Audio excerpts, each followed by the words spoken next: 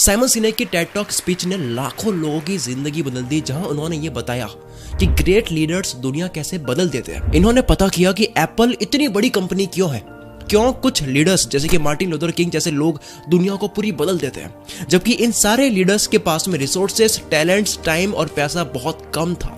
Simon सिनेक ने अपने speech में सर्कल बनाया और कहा कि ये गोल्डन सर्कल है जिसमें वाई, हाउ और व्हाट है। लोगों को अपना व्हाट और हाउ तो क्लियर है कि वो क्या कर रहे हैं और कैसे कर रहे हैं, वो तो क्लियर है, लेकिन वाई पता नहीं है कि वो क्यों कर रहे हैं। एप्पल को अपना वाई पता था कि वो इसलिए कंप्यूटर बनाना चाहते हैं ताकि वो दुनिया बदल सके, लोगों को ऐसा कंप्यूटर दे सके जो अब तक उन्होंने सोचा नहीं होगा। जॉब्स मूवी में एक सीन है जिसमें स्टीव जॉब्स कहते हैं कि मैंने एप्पल कंपनी ही इसलिए शुरू की है ताकि इसके बाद आप पुराने कंप्यूटर के सामने देखो भी ना। You will never look at computers the same way again. Y clear था। अगर एप्पल को अपना वाई क्लियर नहीं होता तो वो ऐसा कहते कि हम बहुत अच्छे कंप्यूटर बनाते हैं जिससे आप काम कर सकते हो, आसान है और यूजर फ्रेंडली है, तो एप्पल कंपनी दुनिया बदल देने वाली कंपनी नहीं बन पाती। लोग क्या करते हैं वो नहीं, आप क्यों करते हो वो खरीदते हैं। जॉब्स ने अपनी जिंदगी में हर प्रेजेंटेशन दुनिया बदल देने वाले एटीट्यूड के साथ में दी है। वो कोई भी प्रोडक्ट लेकर के आते हैं दुनिया बदल देने वाले एटीट्यूड के साथ में आते हैं। हमारे दिमाग के एक साइड को मैथ्स, नंबर्स और एनालिटिक्स समझ आते हैं और दूसरे साइड को इमोशंस, फीलिंग्स, ट्रस्ट और लॉयल्टी समझ आती है। हम डिसीजन इमोशन वाले ब्रेन से लेते हैं कि किस कंपनी या इंसान पर ट्रस्ट करना है।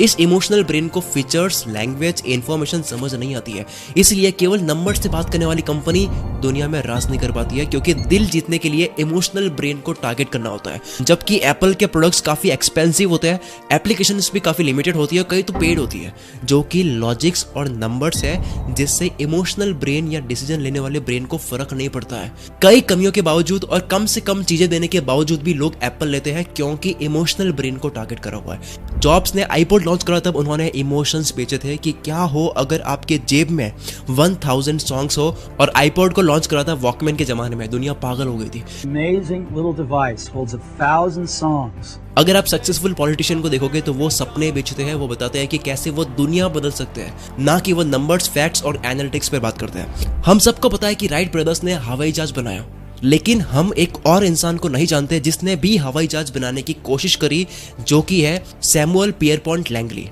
इनके पास $50,000 थे, पैसों की कोई कमी नहीं थी। इन्होंने बेस्ट माइंड्स हायर करे, बड़े बड़े लोगों के साथ में इनके कनेक्शंस थे और मार्केट की कंडीशन भी काफी अच्छी थी। न्यूयॉर्क टाइम हर वक्त इनके आसपास रहते, तो इनके बारे में हमने आज तक सुना क्यों नहीं?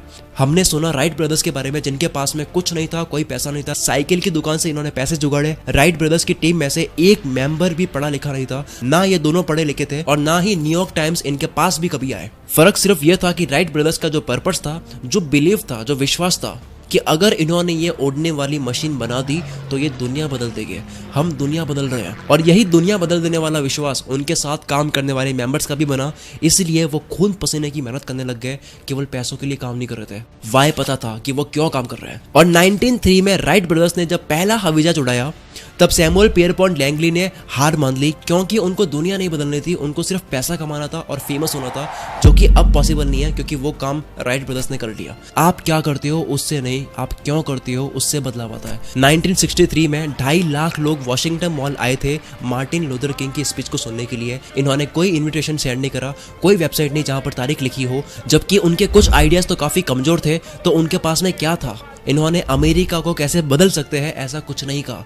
इन्होंने बस ये कहा कि वो क्या बिलीव करते हैं। इन्होंने हर बार लोगों से कहा कि मैं ये बिलीव करता हूँ, मैं ये बिलीव करता हूँ, और वो बिलीव लोगों से मैच हो गया। वाई पता था कि वो क्यों कर रहे हैं, इसलिए लोगों का इमोशनल ब्रेन ट्रिगर हुआ। लोगों ने बात आगे से आगे फैला दी कि इस वक्त स्पीच है, 2.5 लाख लोग डॉक्टर किंग को सुनने के लिए आए थे। उसमें से कितने लोग स्पीच को सुनने के लिए आए थे?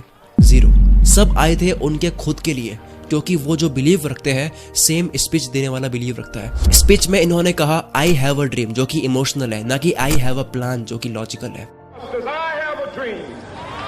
ये थी साइमन सिनेक की टेड टॉक स्पीच, जहां इन्होंने बताया how great leaders inspire action. अब दूसरी टेड टॉक स्पीच है जोश कॉफमैन की, टाइटल है the first 20 hours how to learn anything, यानी कि 20 घंटे में दुनिया की कोई भी स्किल कैसे सीखे। जॉश कॉफमैन के पास में बिल्कुल टाइम नहीं होता फैमिली और काम के बाद। इतने बिजी होने के बावजूद इनको हर बार कुछ नया सीखने का शौक था, तो इन्होंने पता करने की कोशिश करी कि कोई भी नई स्किल को सीखने में कितना वक्त लगता है। तो मिला कि किसी भी स्किल को सीखने में आपको 10,000 घंटे लगते हैं। कॉफमैन ने ऑलमोस्ट हार मान ली कि वो किसी भी चीज को सीख ही नहीं पाएंगे, क्योंकि 10,000 घंटे का मतलब होता है 5 साल के लिए बिना एक भी दिन मिस करे रोज 5.5 घंटे देने। कॉफमैन ने 10,000 घंटे की वजह को पता की और पाया कि के एंड्रेस एरिक्सन इस रूल के ओरिजिनेटर है, पर इन्होंने 10,000 घंटे बोले हैं किसी बहुत एक्सपर्ट लेवल परफॉर्मेंस को पाने के लिए, जैसे कि वर्ल्ड के professional athletes, world class musician, chess grand master, जहां पर अल्ट्रा लेवल का कंपटीशन होता है जिसमें वर्ल्ड के टॉप प्लेयर्स के साथ में खेलने लायक बनना होता है, तब आपको 10,000 घंटे की प्रैक्टिस करने की जरूरत होती है। अब हुआ यह कि 2007 में एक book I outliers the story of success, जिसमें मैल्कम ग्लैडवेल ने इसी 10,000 घंटे की रूल की बात करी, जिसके बाद में दुनिया भर में बस यही बात होने लग गई